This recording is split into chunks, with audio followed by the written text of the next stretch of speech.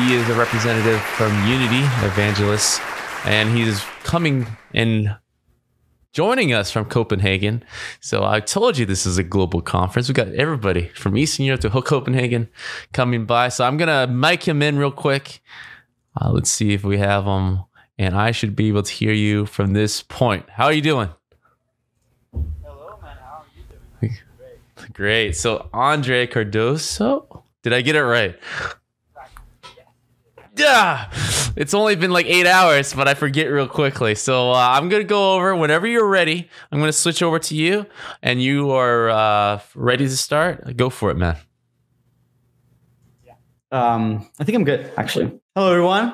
I'm so happy to be here. Thank you so much for the opportunity and, to be speaking here and sharing a little bit more about my story. And hopefully it's like inspiring for people. So, glad to be here. All right. So you're actually at a conference right now, right? No, I'm not. I'm just at home. And here in Copenhagen, it's a lovely night and a bit late, so it's fine. We're just home. Oh, great. So what is your topic today that you're going to share with the viewers out here? Yeah. So I guess what I want to talk about today is sort of what my journey on game development and how I came from this background, which I thought I was never going to be able to grow in the community in some sort of way, because I thought I was because coding, all these barriers are too high, and just sort of like share my story and how I sort of break those barriers, but not really, you know what I mean? Like just this journey of discovering myself in game development and how it's not that hard, or how it's like accessible and stuff, and how the software Unity in that case, in my personal journey, helped me to achieve that specific goal. Definitely. So let's kind of talk about at the beginning.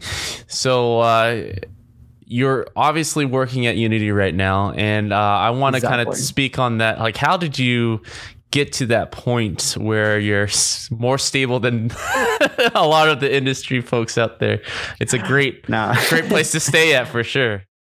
Yeah. I mean, it's kind of crazy. Like the whole journey was crazy, amazing, just a mix of emotions. But basically, the story is I was graduating in design. And I'm from Brazil, by the way. I'm a Brazilian game developer.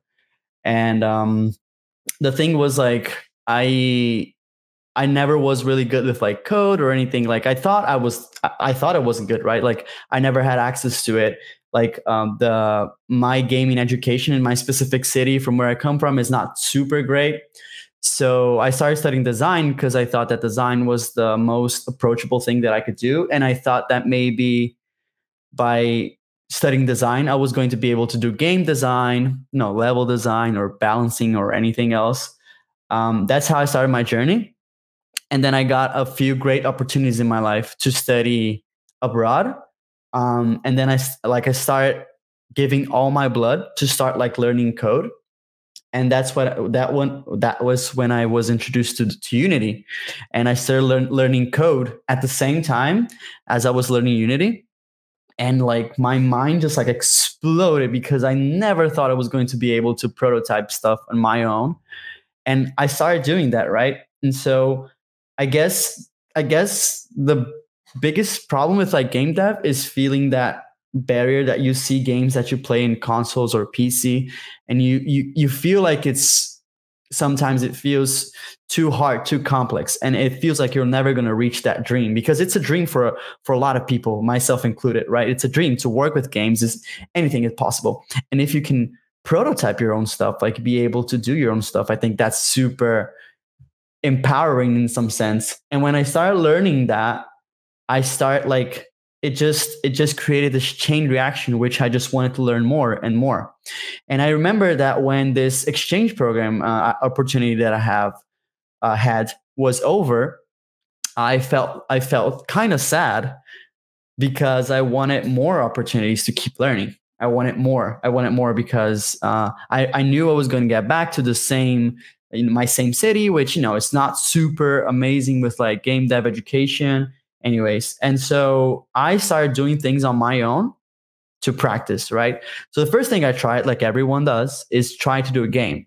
And it's funny because I have some pictures I can share later on, but I started making games with like friends online. We would do them on the weekends, but you know how that goes if you don't have that much like of a schedule with your friends or your colleagues that you're working with. It's hard to make the game, but still, I still learned a lot. Like I own so much to all the games I've done, and there was this one. So this whole journey started with like me having the idea of like, a good way to learn is to learn from people that do it in the industry and do it the best. So I was just playing like on my Switch Mario Odyssey, and I noticed this really cool thing on the level select. I wanted to recreate it, and I recreated it because I thought like, oh, I would do it this way, like with my code knowledge, I would do it this way. And so I did it, and I shared on Reddit, and people really liked it. And people ask for explanations like, oh, how you did, like how I did it, or maybe like if I could share the project. And I'm very perfectionist in that sense. I didn't want to share the project the way it was. So the thing I did was I just created an open source version of that with like a super well explained like README. I was fascinated by like repositories that had like super well explained introduction text. So I did that. I can actually share a picture of that. Let me see if I have something right here. I'm gonna share my screen. Hopefully that's gonna work. Yeah. And so how do we present again? Be the top right, right? Let's see that. Yeah, you're right. Sorry. Yeah. Got it. So yeah. So on the left, can you see my screen? Yes, I do. Perfect. On my left, it was the original thing I recreated and posted on Reddit, and people really liked it. And what I did was on the right, that was like the GitHub repository, where I did like a README with like, GIFs and a well-explained text. And people really enjoyed that, like that feeling of like not grasping, like not holding into my own code and being like more friendly towards sharing it. And so with this whole thing, I started a YouTube channel because I really wanted to, at one point in my life, I wanted to make a video, a sort of channel where I could share game dev stuff. So what I did was I consumed a lot of video essay content on YouTube, like Nerdwriter, lessons from a screenplay, all these movie essays, and even like Game Maker's Toolkit, which is this YouTube channel by Mark Brown, which is amazing. And it's one of my biggest references. And I kind of wanted to do that, but for game dev, in the sense that I would like to show the journey behind all these prototypes, recreations that I was starting to do. So the first one was exactly that one that you're seeing on the screen, which is the Mario Odyssey like level select. And so that's basically how the channel started. And let me just go back to my camera really quick. That's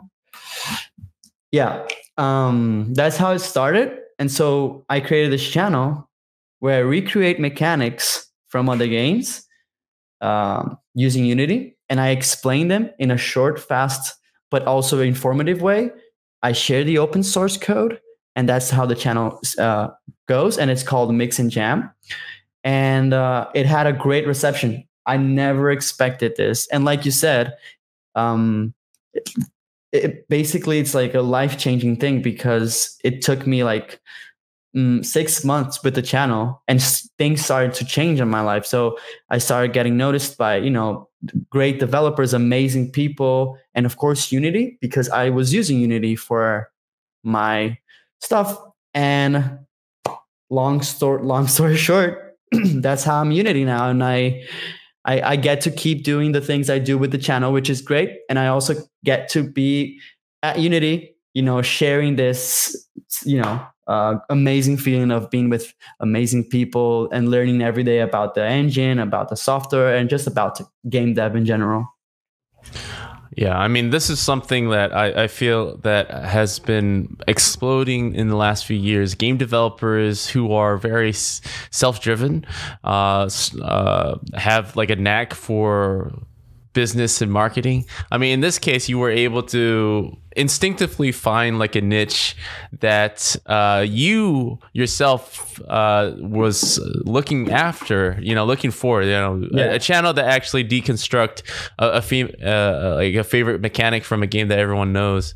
Sounds like a very obvious thing that anybody would be attracted to, but there was content that wasn't being made for it. So you saw an opportunity, at least wanting to build your own skill set to go out there and do it. The last speaker that we had, Igor, was from Poland, and he was kind of mentioning how Eastern Europe is not really a hotbed for game development communities, and he kind of had to build this path for himself to be relevant and succeed, right? You were mentioning that you were from originally Brazil. How's the gaming scene over there, just to paint a picture of what that landscape looks like? It's growing. It's actually growing pretty great, but at the same time, since it's so new, I guess there isn't much from people to grasp to. There isn't much education. And that's the thing. I think sometimes there's two big foundations to like a game dev scene. You have education, of course, then where you're going to learn all your stuff you're going to learn, but you also have community. And to think about, being very new to the game dev scene, we're starting to get more used to game jams, to game events, to game expos, and Brazil specifically is super huge, right? And there is super talented studios in Brazil doing great stuff. Like for instance, like in Celeste, right? But like basically Celeste has a bunch of Brazilians involved, super talented people. It's just that depends from where you're coming from, because really Brazil is just huge, and some places the scene is more like involved and people are more, they're willing to do more, to participate more. And I guess that really helps. Like when you see people engaging, I guess you feel that the industry is kind of real and that the community is real. And if it doesn't, and if you don't feel it, it just keeps, you won't feel much, like you won't take it as serious as it should be. And so it really depends. Like specifically in my city, it's like, I would say, it's also hard because there's not a lot of investment, right? Like from people, because a lot of like investors from where I come from, they want to see fast results. And it really depends with games. Some games give you fast results, financially speaking, some don't. But it's something. It's an industry in Brazil that's growing a lot, and the good part about being in a place where it grows a lot, I guess, is you can always be the first. It's much easier to be the person that causes an impact in your industry, which I thought a lot about, and one of the reasons why I was going to stay like normally, because I really believed that like I said, sometimes you can be the person that can like help, be the person together with some other people, of course, to move the whole thing and just keep pushing the community. Like I've been into so many game jams, and I've tried to organize my own game jams, and I feel like that's the biggest way, not easiest way, but that's the most effective way to grow. Just have community, like having game jams, trying, failing, it's like, but maybe I stretched it a little bit. I'm sorry. No. I think that's a very interesting topic for a lot of people. When we hear game jams and stuff, I think we have like a foggy idea of what that means. It's like a group of people who kind of come together for a certain amount of time and kind of clear a goal. But I think the details of it, if you don't mind kind of going to it, the hardship, the dependency, the maybe long or short-term friendships, I feel like it's exciting to think that you can go into a game jam with a friend and be able to come out of it the other side super happy. But it also, I think, from the previous guests that we've had on the podcast and part of GDUX, it can be very dangerous too, because it's a fast track of learning if I can go into business with this guy or not? Like, how has your experience been? I mean, that's exactly the summary of it. The great thing about game jams is that people, so like I mentioned before, entering into games seems like a huge barrier, right? And sometimes it's not that much of a barrier, but at the same time, you will still have the hard track. And the hard track means scope. It means dealing with people that don't necessarily think like you, because everyone likes to have the idea or whatever. And game jams are sort of like this short portion of reality. It's kind of weird, but it's like, imagine like an intern, right? Like technically in an internship is where you can mess up, is where you're not pressured to make the right decisions and be correct all the time. And that's sort of what game jams are, I guess. It's just that you are going to have the working experience, but on the good side is that you won't have the consequences. And another great thing about game jams too is that I feel, at least, that people are very receptive, in the sense of like you said, like you could go with a friend, but it's much more enjoyable if you go to a game jam and just meet random people, and then they'll teach you something, or you'll teach something to them. And sometimes you don't have a game at the end, which, if you say that to someone will be very frustrated. Like, oh, like I participate in 48 hours in this game jam and I don't have anything. But what counts is the experience, right? Because then if you go to a game jam, you have a little bit of experience of how a scope feels like. And you'll notice very early that like game and just art in general sometimes is about taking decisions and finishing stuff. There's a beauty in finishing stuff. We all know that art is never finished, but you have to finish stuff. You have to decide stuff. And the more you participate in game jams, the more games you have, like the more portfolio you have, you'll see yourself increasing as a game dev. The more pizza you have, the less sleep you'll have. I mean, there's only positives here. Come on. So, like, how long? What's the longest game jam that you've been through that you think would be surprising to anybody who hasn't participated in one before? The longest. I mean, I've only participated in game jams that are on weekends. There are so many game jams online now that they take a week. I was never able to participate in those, mostly because, like, I guess, I like to hang out a lot, like during the week, and do other stuff. Like, but the longest game jam I participated is like 48 hours, right? And so there was this one particular game jam that I organized. And when you organize, it's like even more time, because you have to get there earlier. You have to do all the stuff. And it's, it's quite insane. But I always try to sleep. You're much productive when you sleep. But seriously though, like for anyone starting in the game, like it doesn't even need to be starters. That's what I'm saying. Like for anyone in the game dev industry, having a game jam is the most like rewarding experience you can have, because you get so much done in such little time.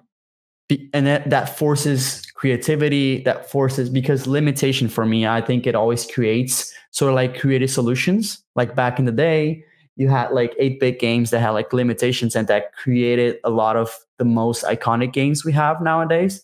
So I guess it just goes to that feeling, and but it's wild. I won't lie. Like 48 hours of pure game development. I don't know. It's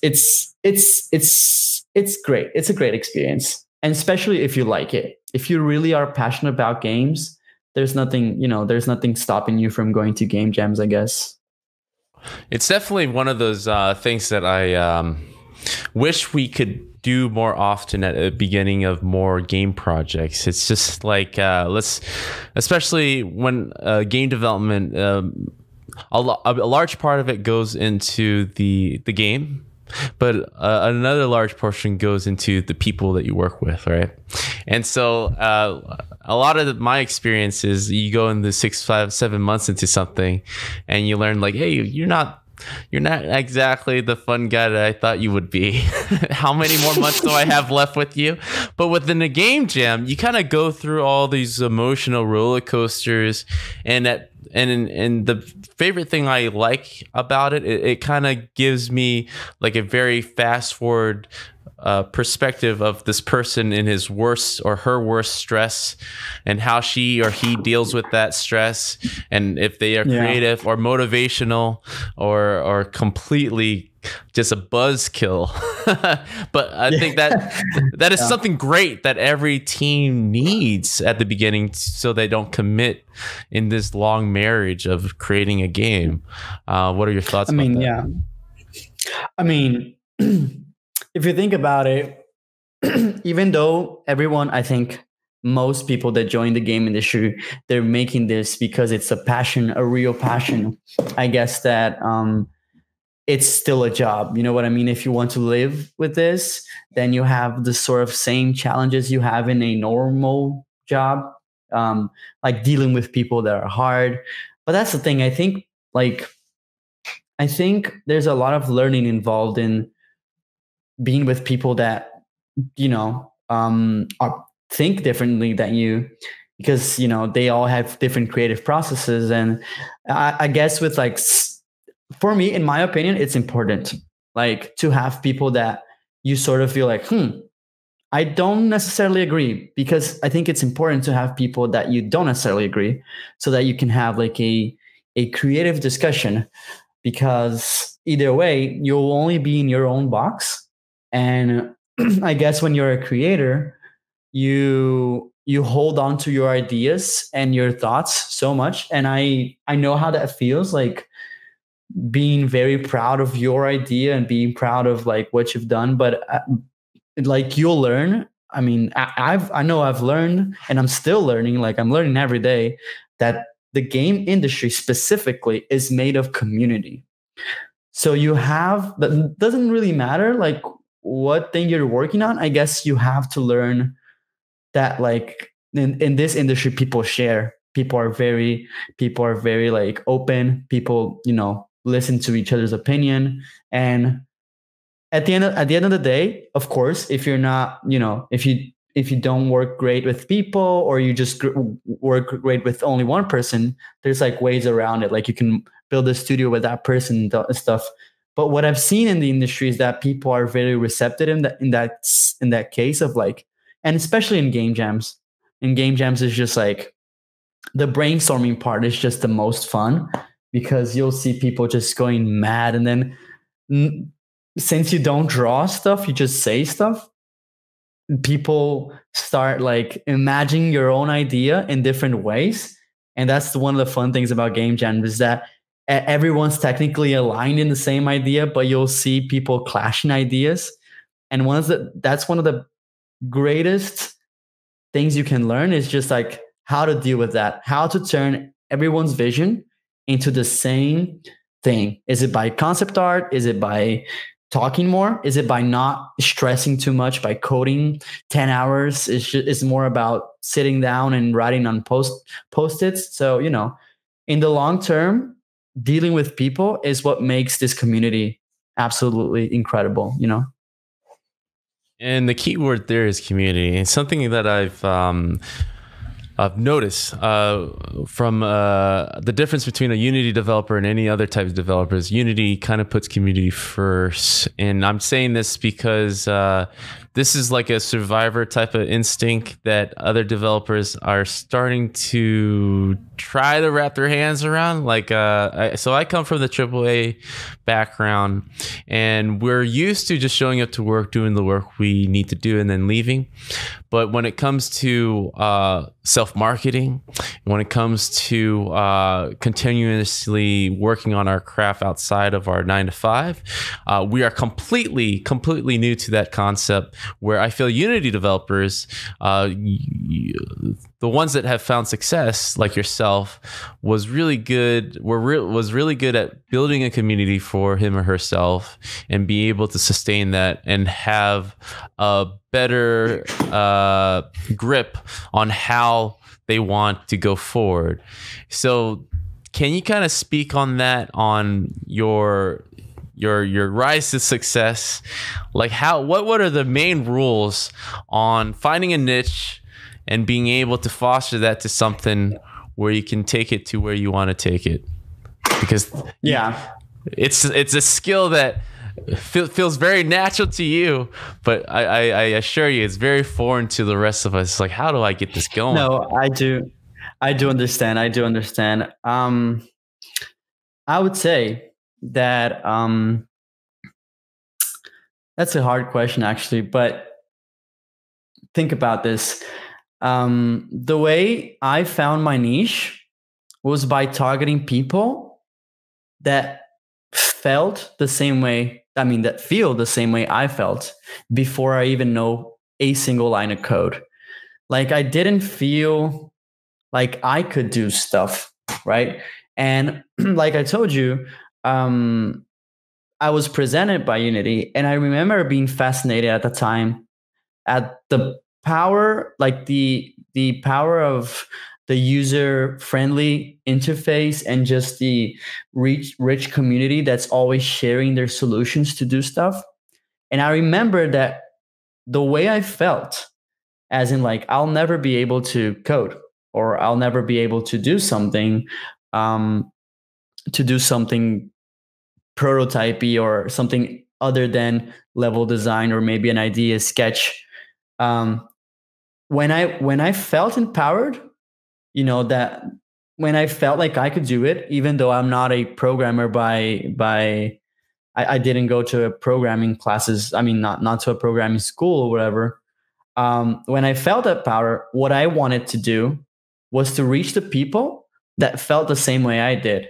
Because at some point it was very frustrating, because I knew I wanted to work with games, and I knew that it's a great skill to have, to program. I knew it was good to do something, but I never thought I was going to. I basically didn't believe myself, to be completely honest. Here, it's just like, yeah, I mean, I was never good at math, or I never got to code, so why would I, And then when I guess it's just that, like, I wanted to reach people that felt the same way as I did, and I can empathize with that feeling, because I'm from Brazil, and you have some countries that have like less of an industry presence, and I guess you just wanna be able to show your own story. When you show your own story, when I say to people that I didn't know nothing, right, about code, about Unity, people are usually impressed, because they think like, like, oh wow, but you're doing stuff now, and that people can empathize with that. They can be like, oh, I never tried stuff, maybe I can try now, and then people can keep trying. And when I did the channel, of course, like, I guess there's a lot that I've been learning about communication, about how to deliver messages and how to speak, I guess, how to, I don't know, edit videos. I own a lot to the things I know, also because of my design graduation. I know a lot of things about, graphic design, video designer, and just projects in general, that like, it helps me build content that it's organized enough. But in all, it's just, I just do things for people, that for them to feel empowered, as one day I felt, and it made me feel so much better as a game developer. And it's part of like a reaction from people that my success happened, because they felt that it was a genuine way of helping the community. Because whenever I do projects, they're all open source, and I do videos to explain those, how I did those. And I guess that really inspires people. I get beautiful messages from people every day, just saying that I inspire them. And, I get very emotional, because that's exactly what that's exactly what one needs to just get in the game industry. You just need to be inspired and start trying. Of course, there's different situations for everyone, but I guess, being able to inspire people is what made me rise up. And the way I like to see it as, I also, it's not that it's on my own success. I also enables people's success as well. And in the sense of Unity, I would say that, Unity is the software that technically enabled me to do that, because the community is so great. They're so active with like the learning session, the new tutorials and onboarding new users, that that's totally helped. And that's partly one of the reasons why I am working at Unity, is because I really believe in that. Like you said, like the community, and how they share and how they care about indie developers, mid-sized developers, AAA. Like they really care about community, and that's why I'm so like happy, lucky, and just proud to be in, where I am right now. But what's most important to me is that I share the success with other people that, that get inspired and stuff. This is actually something that I was talking to a previous speaker, day 2, about. There is like a huge amount of projects and ability now, especially with Unity and other software, kind of made available to anybody that has an idea, and to put their projects out, because there's at least compared to 5 to 10 years ago, this was used to be a heavy investment, not just in time but in money to actually get into, right? So now that everybody has the tools and ability to kind of get a hold of this and be able to kind of tell their story in whatever way they want, well, to kind of separate from the rest. And I wonder, since I'm guessing, right now that you are in Copenhagen, you used to be in Brazil, do you travel a lot to different teams, or like what's your situation? I mean, I will most likely be traveling a lot, but right now I just joined 2.5 months ago. Okay. Like I moved to Denmark 2.5 months ago. So, but we do, as Evangelist, we do talk to our customers, we do talk to our community online, and we're always making sure that we're like getting in touch with people that are using and helping them achieve what they want, and just for them to be able to make their games or make their products. Mm-hmm. And well, I want to come back to you, like changing the scenery from Brazil to Denmark in a bit. But before I get to that, like what are the major tips as you're rubbing shoulders with other Unity developers and everybody, to like, if you have an idea, if you want to stand above the rest, and you have this background of building a community from scratch, and if I were to have a game and I want to start marketing it from day one, which I'm hearing a lot with the indie developer communities, like if you have something to talk about, start talking about it. What suggestions are you would you give to someone to have like a good start of success for a project that eventually they would put it out to the public?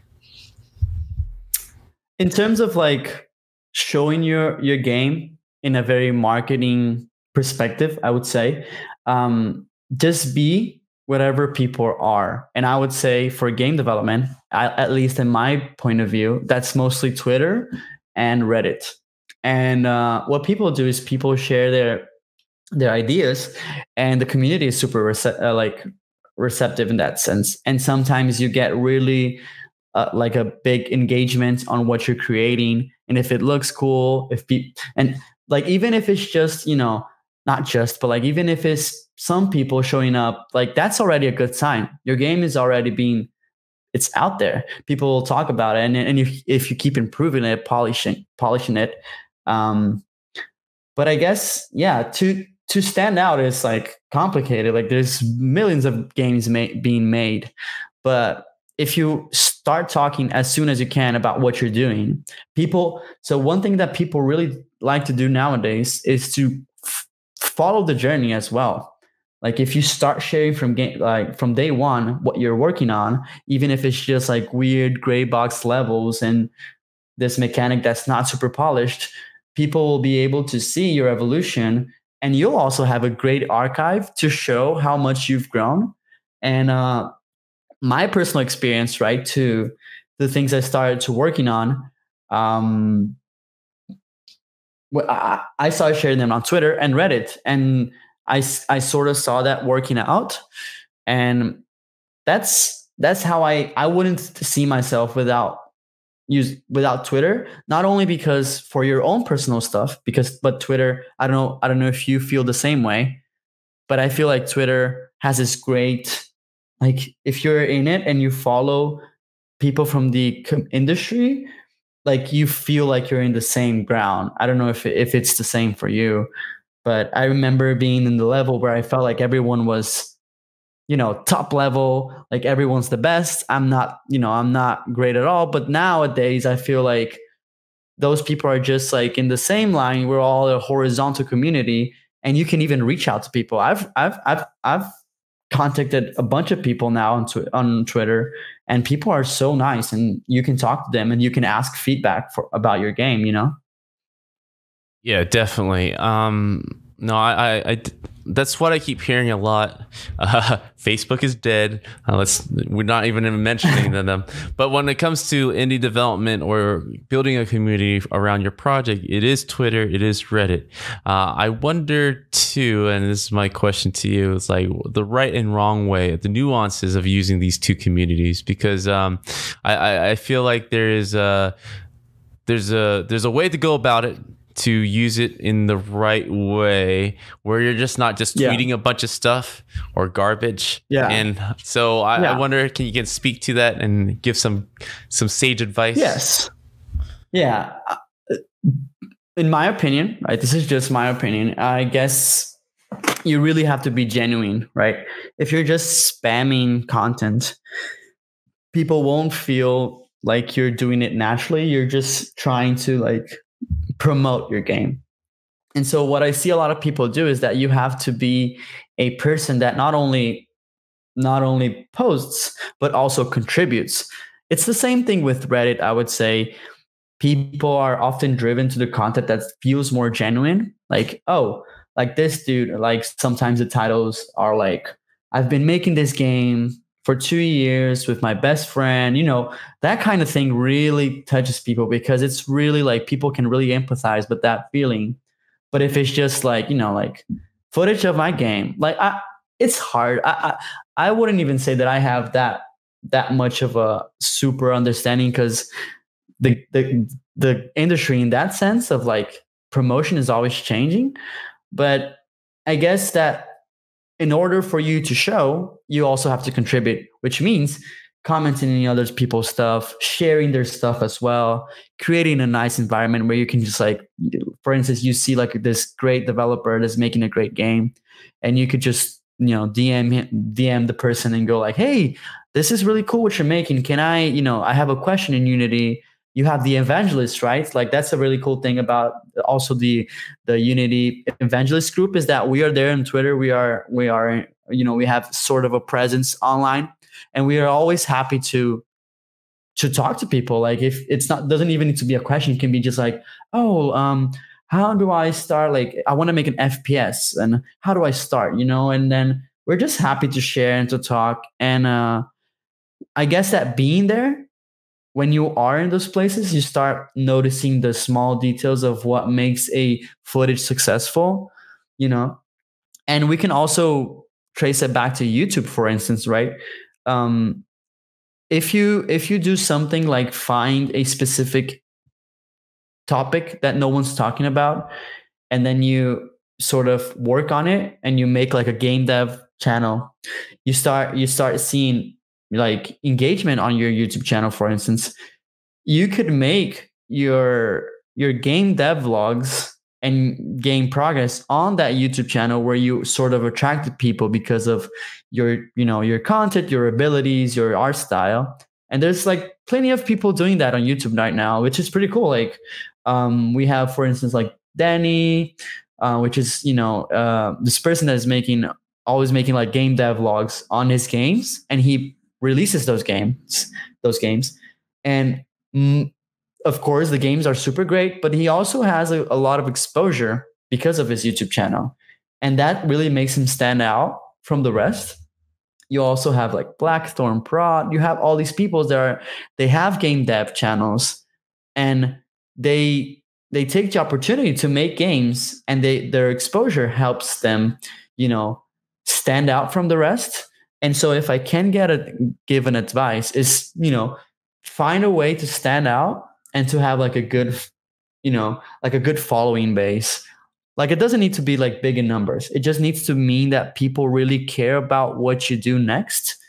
When people really care what you do next, they'll follow, they'll download your game, they'll support you, or they'll share your game, right? Even if they don't necessarily support you, because sometimes they can't, they'll just pass your game on. They'll be like, oh, this guy is making a cool thing. People will retweet, people will Facebook, This is actually a mentality that I'm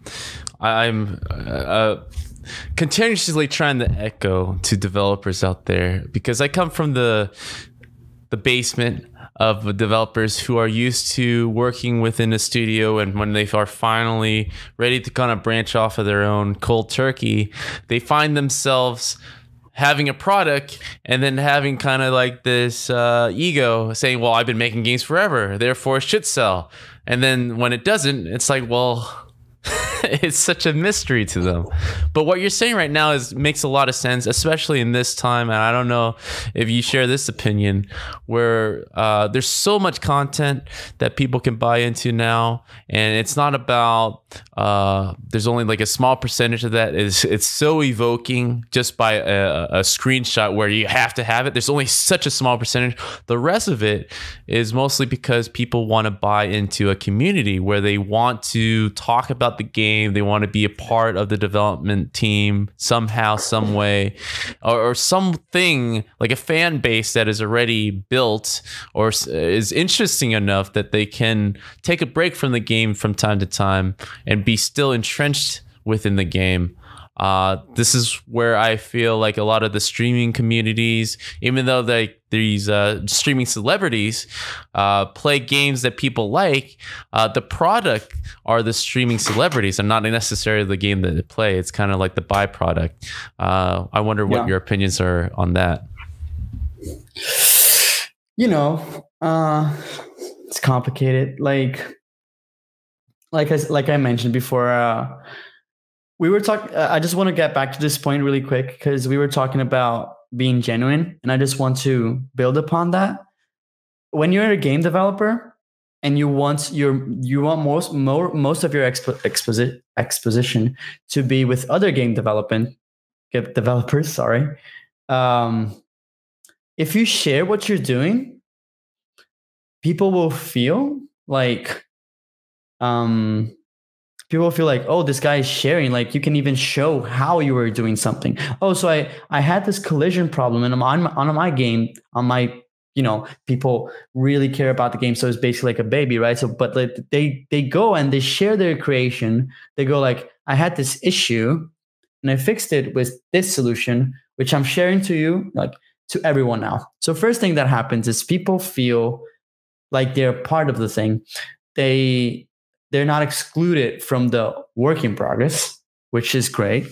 Second, they feel like they were supported in the sense of an issue that they were having with the software, with the thing.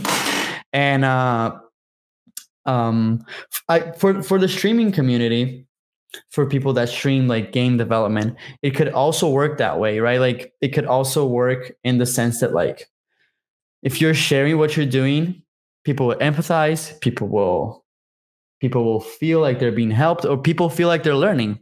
And game development is really about learning every day. And as long as you are a game developer that never gives up the idea that everyone's learning, doesn't matter if you have like 30 years of experience in the industry, you're always learning. Would you agree with this sort of mentality? Oh yeah, I'm learning every day. It's like, so this is what I've found out in the last 4 years. So I've been kind of tunnel vision working in one track of my career, working on the games that, I grew up on and wanted to be a part of. And when I'm working on these blockbuster games and stopped paying attention to that, and it started going to the indie development or these other communities, it was like a whole foreign country. Like there's like a distinct division line between those two developers. Like there was they don't interact as much as I thought. There's a whole different language the indie community uses to talk to each other, the different tools that they use to kind of get to the end of their projects. Their mentality is different, genuinely a lot more positive, a lot more optimistic. And it's actually pretty reinvigorating because to kind of share my experience, I was kind of coming out of it pretty burnt. We were kind of used to like this long development cycle. We're talking about 3 years, and then it was encroaching on 4 years, and now a regular AAA game takes like 5 years.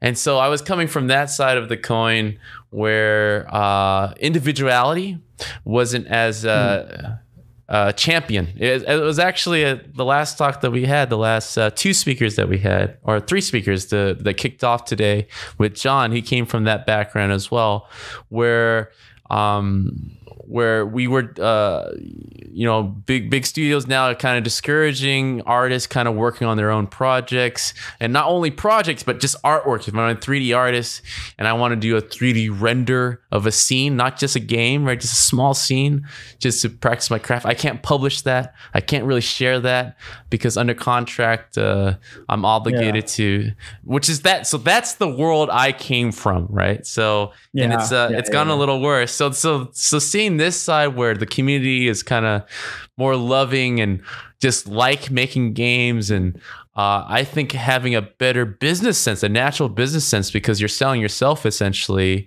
of how to get to the next tier, how to better my chances and being successful. You have to have those skills. It's something that I feel like that other side needs to pay attention to, because that is the future proof of being a game developer. You have to have that under your tool belt to succeed in this industry, and not enough attention is giving credit to that. So that's my little rant. It's great to hear from you. Yeah, I mean, I've been talking so much about my life story. It's good. It's good to hear a little bit about yours. But I mean, like this industry is fun, man. I've been, I just joined Unity, but I already had the chance to be surrounded by so many cool people, like so many smart people. And I guess what really makes these people stand out is that they're really they're really helpful. They really are willing to share. They really are wearing, they just, whenever I ask questions, they gladly answer, or sometimes I don't even ask questions and they will explain something. They go out of the way to explain. And like just in my first month of work, I had the chance to, for instance, go to Unite, the Unity event that we organized to show the new features and stuff. It was just mind blowing because it was like my first month, and I was feeling like, I'm the new guy. So not technically you're going to be like you're not going to have as much as a presence as other people that have been working there for a long time, but you get the same treatment. Like people go and then talk about you. And of course, me having my channel, people like a lot to talk about how they enjoy the content and how they just ideas. They give ideas, or maybe they ask me things, and for me, these are people that I thought that, that they knew everything. And like I told you, we learn every day. So when I hear those people, I feel inspired. I really feel inspired because I think it's not about being super experienced. It's not about like being known, being high up. It's more about like just sharing with people. And another tip I have on that topic is that if you have the chance, if you can, just try and go to events. And I really appreciate what you're doing here also, because I think this is a very great way to make inspiring talks or talks that people can learn more accessible. And, first, I just want to say that I really appreciate being here. And I think that's really cool, just the concept of it all. And just do things like this, also try to do things where you talk to people, where you interact with people, because that's always a great skill and something that's really important in this industry, for sure. Yeah, it's something that is essential now to anybody who's looking for a career in game development. Like, how do you put yourself out there, finding that niche and you have to be genuine, like you said, right? Is there something out there that hasn't been answered, and providing that, but most importantly, following up with that? I think a lot of people kind of jump from one ship to another. So they find something and they try to hook you with another thing. It's like, no, man, you should really take care of the people that you brought in. And because that's going to be creating that cycle of a community that is going to stay, which is the main thing here. And it's the same thing with making a game, not about just making a product that people like. It's how do you get them to stay to talk about it so that it extends over a period of time, so that it overlaps with new people coming in and it creates this long conversation. And that's the thing that I feel a lot of developers kind of miss. They're just like, I got this idea that I'm just going to put out. Do you like it or not? In most cases, like, I never heard of it, right? So that's the games are a very complex piece of art, right? They involve so many creative aspects of everything: technology, sound, music, art, right?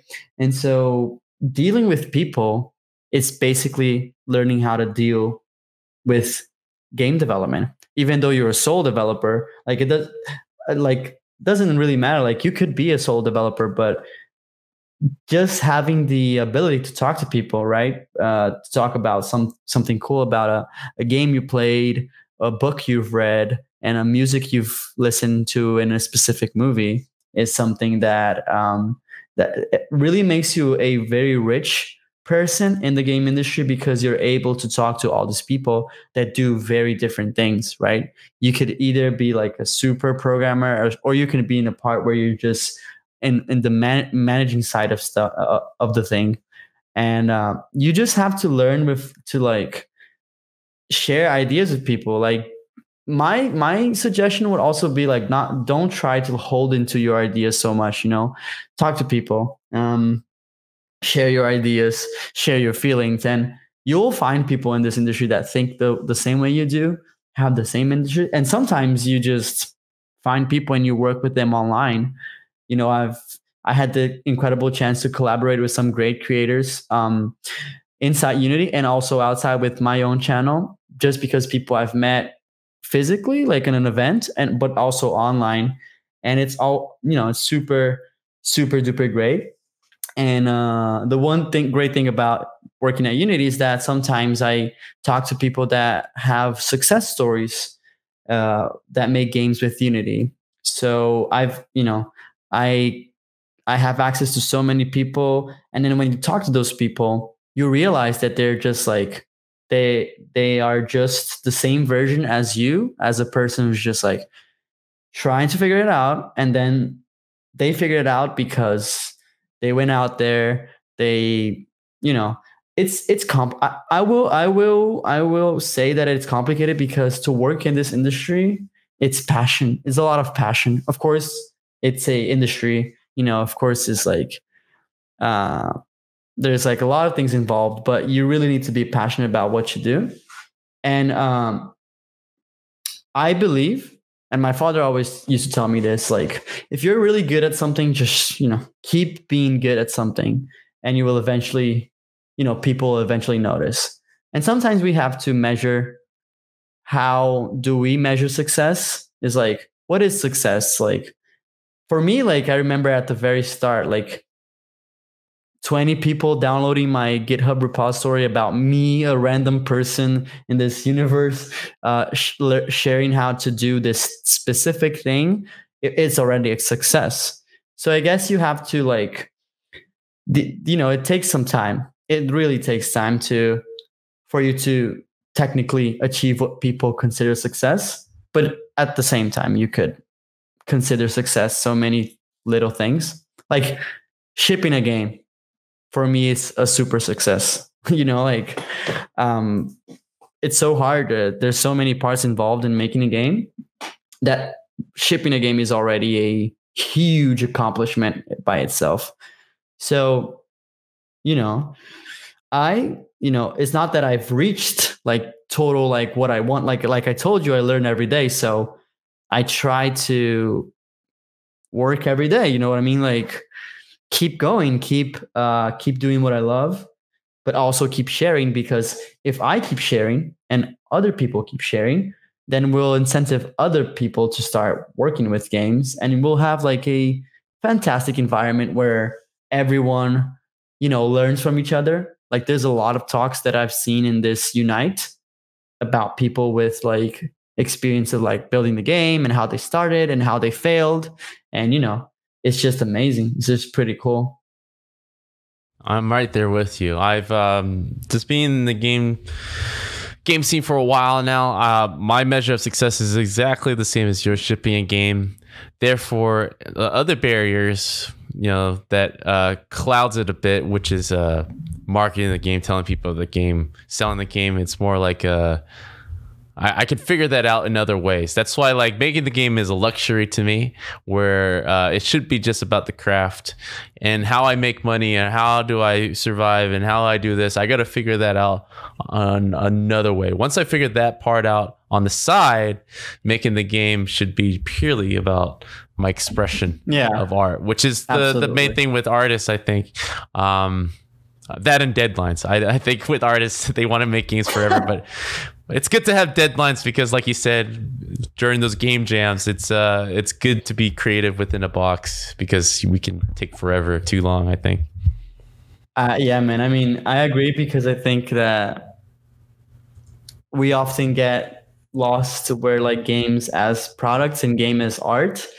And in my personal opinion, they're a great way to teaching you that how to balance a thing that has to be a product, but it's also super great for it to be art. So it can take its time, but it can never like not finish. You know what I mean? So it's a good way of thinking about a market, an actual market where people are waiting for you to do stuff, and if you'd never finish stuff, but at the same time, I rather you take a little bit longer.